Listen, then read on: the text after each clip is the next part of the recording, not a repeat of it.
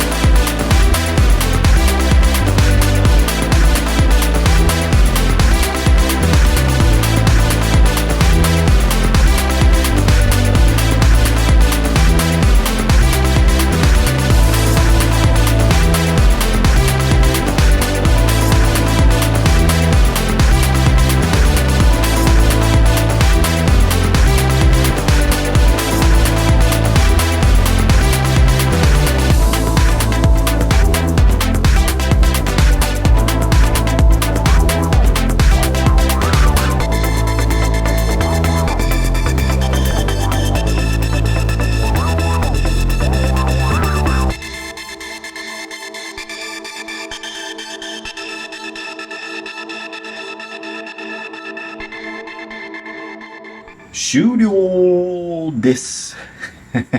今日はものすごく綺麗にした燃料タンクを車体に戻せてめちゃくちゃ嬉しい。それでスティアリングのラック&ピニオン、ワイヤーホイールとヤスリペーパーで磨いてから変性アルコールで拭いてプライマーと塗装をかけました。あれもとっても綺麗になったと思わない？ラック&ピニオンのブーツを交換しないといけないんだけどね。それを今日本に頼みますので、交換してから車体に戻すつもりなんで、とりあえずもう一歩前に進んだことが嬉しいです。とにかく今までご視聴していただきまして本当にありがとうございます。そんで、この適当おっさんのレストレーションで仕上がる軽バンが見たかったら、ぜひチャンネル登録もよろしくお願いします。では、今週のプログレスをご覧ください。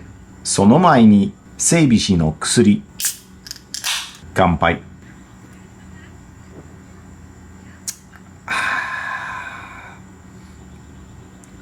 うまい。